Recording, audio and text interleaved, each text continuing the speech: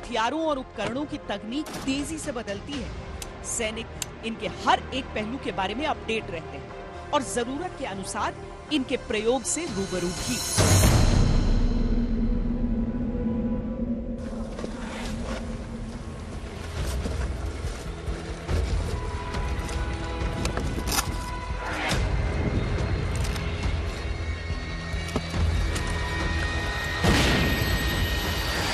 हथियारों में भी एक कमाल का हथियार आपको दिखाते हैं, मेड इन इंडिया, यानी हिंदुस्तानी दिमाग इसमें लगा है।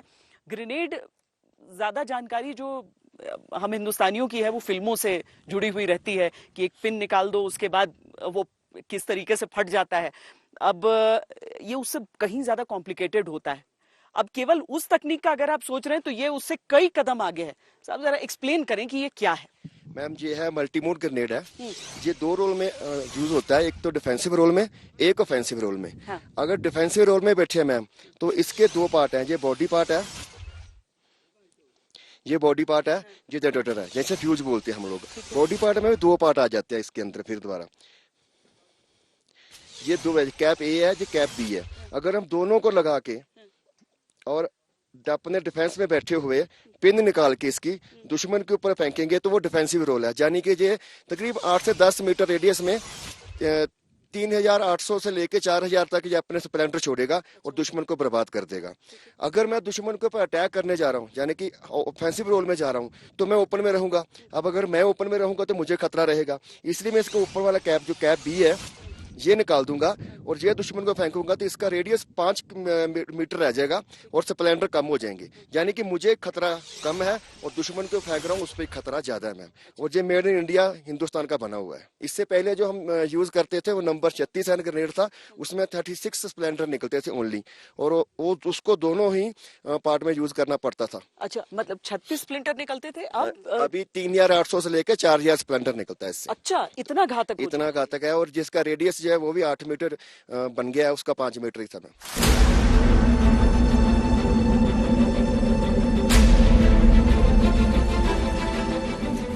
आइए हम आपको अब उस जगह पर भी लेकर चलते हैं जहां सरहद पर हमारे सैनिक रहते हैं। सैनिकों के लिए रहने की कैसी सुविधाएं होती हैं ये भी हम आपको बॉर्डर में दिखाते हैं, क्योंकि कुछ तो स्टैंडर्डाइज चीजें होती हैं जो हर जगह उपलब्ध होनी चाहिए। कुछ वहां पर जो जरूरतें हैं, वहां जो मौसम है, वहां जिस तरह का भूगोल है, उसके हिसाब से सैनिक खुद भी करते हैं। यहाँ पर दवाइयां आपको सारी दिख रही हैं जो किसी भी परिस्थिति में इस्तेमाल के लिए सैनिकों के पास रहती हैं। 2 सैनिक के लिए रहने के लिए ये अकोमोडेशन है, जहां पर आपको डूज एंड डोंट्स, यानी कि क्या करना है क्या नहीं करना है, ये सारी चीजें लिखित में भी यहाँ पर रखी रहती हैं। इनके लिए कम्युनिकेशन की सारी सुविधा रहती है। चूंकि रात में भी, गर्मी के मौसम में भी, रात में भी मौसम बहुत ठंडा होता है, इसीलिए आप यहाँ पर हीटर भी देख रहे हैं। तो ये सारी चीजें सैनिकों के लिए इस हिसाब से रखी जाती हैं कि कम से कम वो कंफर्ट में रहें। सैनिकों की सेहत का भरपूर ख्याल रखा जाता है। किसी भी आपात स्थिति के लिए दवाइयां और जीवन रक्षक वस्तुएं रखी रहती हैं। और कैंप के भीतर भी ऐसे सलाह आपको मिल जाएंगे जो कम से कम आपके हमारे जैसे लोगों के लिए जरूरी है।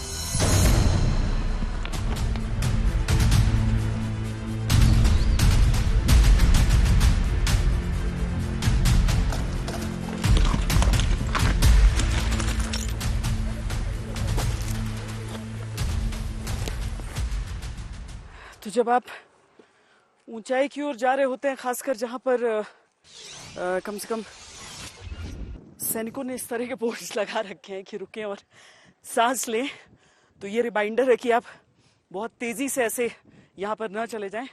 थोड़ी देर सुस्ता लें और सुस्ताने के बाद आगे बढ़ें, क्योंकि ऐसे इलाकों में बहुत ज़रूरी होता है कि आपका अपने शरीर पर, अपनी ब्रीदिंग पर पूरी तरीके से नियंत्रण भी हो, कि फिट रहना है पूरी तरीके से।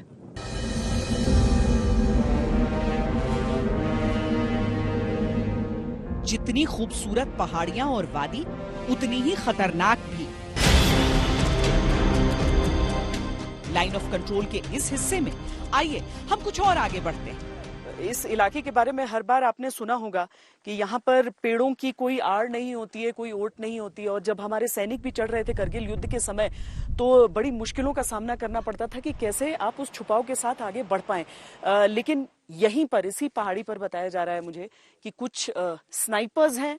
स्नाइपर्स वो जो बड़ी लंबी दूरी तक देखकर निशाना साध सकते हैं, सटीक निशाना साध सकते हैं, और घंटों नहीं, कई कई दिनों तक भी एक इलाके में रह सकते हैं। अब ऐसे निगाहों से अगर मैं देखूं या कैमरे का लेंस देखने की कोशिश करें, तो मुझे यहाँ पर कुछ नजर नहीं आ रहा है, कोई नजर नहीं आ रहा है।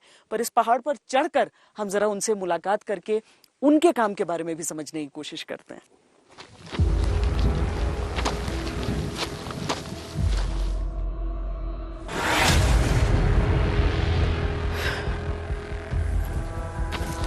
मुश्किल हो रहा था।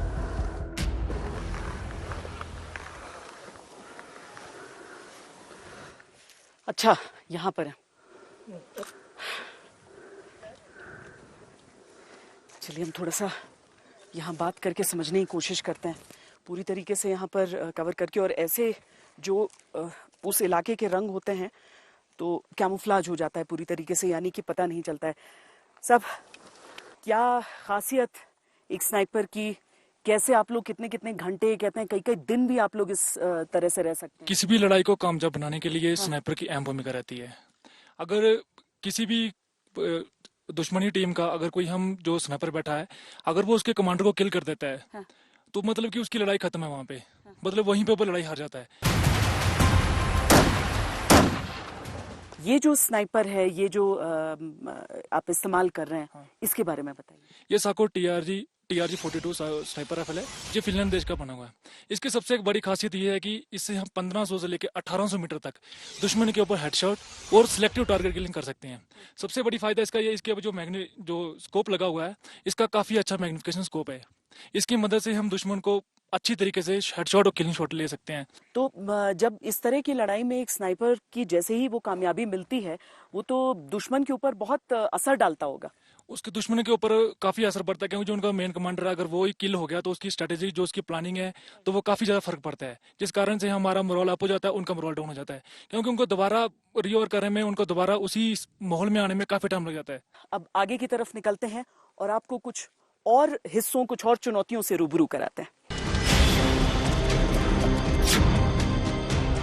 सैनिकों की तैनाती को देखते हुए हमने कई हिस्सों पर खतरे का बोर्ड भी लिखा देखा।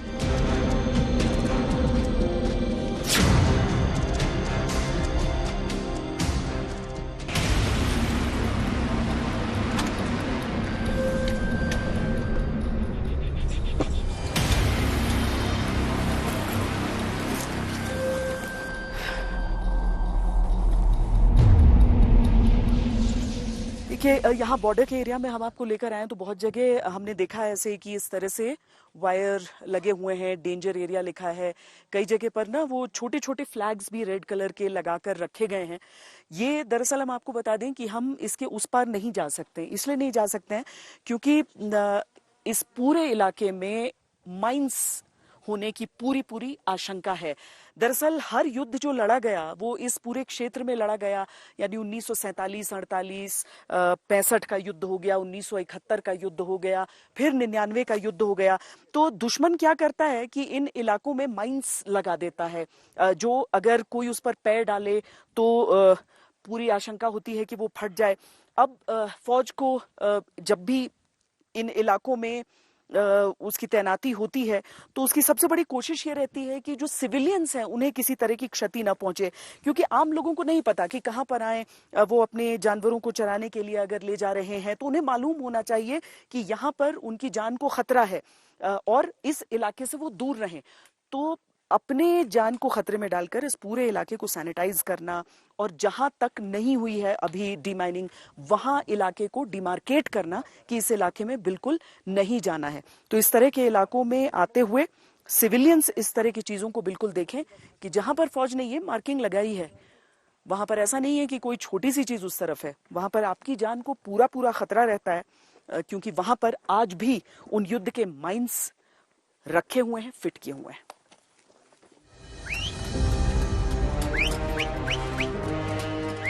सेना न केवल इस क्षेत्र में दुश्मन से मुकाबले के लिए तैनात है, बल्कि स्थानीय लोगों की सुरक्षा का बारीक ख्याल भी रखती है और सेना के लिए आम लोगों का सहयोग भी भरपूर रहता है।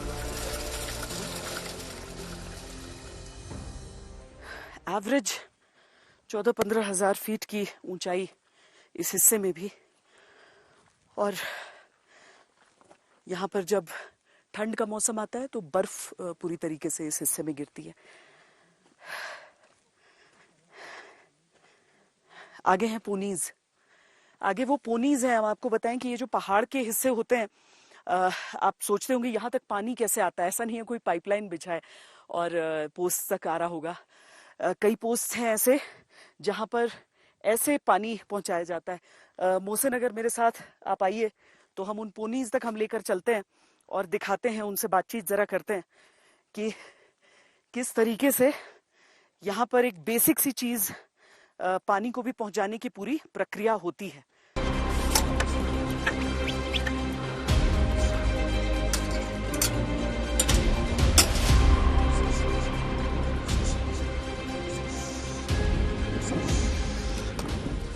तो ये जो पोनीज हैं, ये एक तरह से कहा जा सकता है कि कितना भी समय बदले लेकिन लाइफलाइन यही है।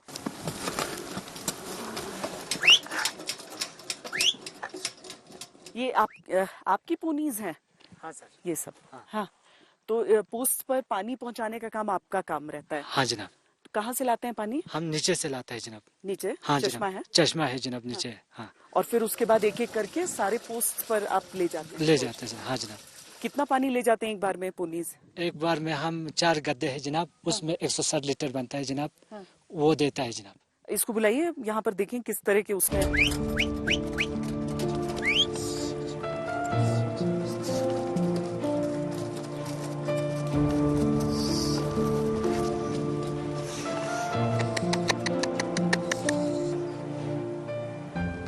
ये, अच्छा ये कनिस्तर है जिसमें पानी लेकर आते हैं?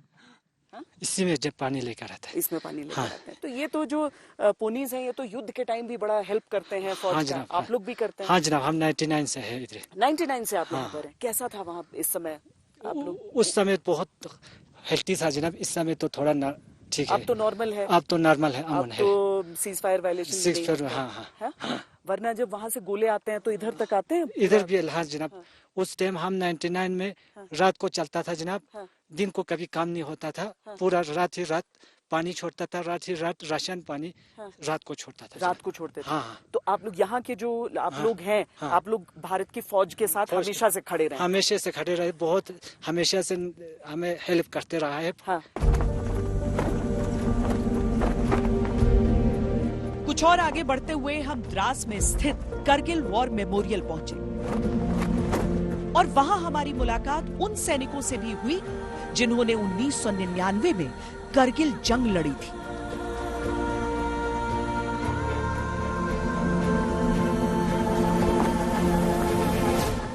आज 25 साल बाद आपको लगता है हम लोग ज्यादा मजबूत स्थिति में यहाँ पर खड़े हैं कि कोई आंख उठाकर नहीं देखेगा? बिल्कुल। आज हमारे जितने भी पोस्ट हैं, उन हर पोस्टों के ऊपर हमारे जवान बैठे हुए हैं। हमारे पोस्ट 6 से 8 महीने के लिए कटा भी होते हैं। उनके लिए हमारा पूरा राशन जो स्टोरेज जो हो जाता है, हमारे को अभी कोई दिक्कत नहीं। और अब भी जो दुश्मन इस इलाके में कभी भी जो जुर्रत नहीं कर सकता। 99 को देखते हुए और आज जो है 2024 को देखते हुए बहुत मजबूत हमारी इंडियन आर्मी में भी काफ़ी जो है नए नए हथियार और नए नए उपकरण आगे हैं। और यहाँ पर कनेक्टिविटी भी काफ़ी बढ़ गई है। वॉर मेमोरियल से निकलकर आइए हम उस गांव आपको लिए चलते हैं जहां के निवासियों ने युद्ध के दौरान सेना का साथ दिया था। बर्फ पर 2 महीना ऊपर बैठा, मेरे सब टेढ़ा मेढ़ा हो गया। ठंडा था उस टाइम आर्मी के साथ बैठे आर्मी के थे? साथ बैठा मैं। आर्मी को साथ में कंधे से कंधा मिला के मैं सबसे मिल के बैठा था आर्मी के साथ।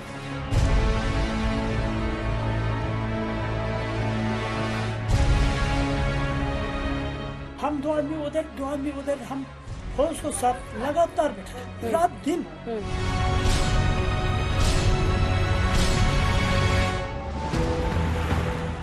गारकोन नाम का ये गांव आर्यन विलेज के रूप में जाना जाता है। मान्यता है कि यहाँ का इतिहास आर्य से जुड़ा है। सरहद पर रहने वाले ये लोग अपनी विशेष संस्कृति को संजो कर रखते हैं और देश के लिए हमेशा तत्पर रहते हैं। जुले जी वेलकम हमारा Thank you. वैली में। आप लोग भी जुले बोलते हैं? हाँ जुले ही बोलते हैं।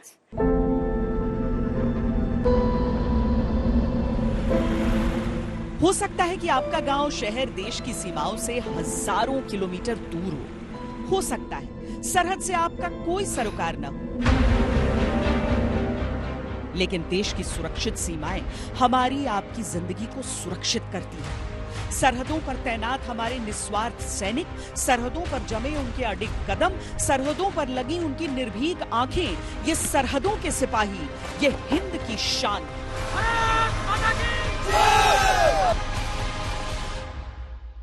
इसी तरीके से देश के अलग अलग सरहदों तक हम आपको लेकर चलेंगे और वहां की पूरी तस्वीर आपको दिखाएंगे। अभी के लिए इतना ही। अभिमन्यु शर्मा और कैमरा पर्सन सैयद मोहसिन और योगेंद्र सिंह के साथ मुझे दीजिए इजाजत। वंदे मातरम।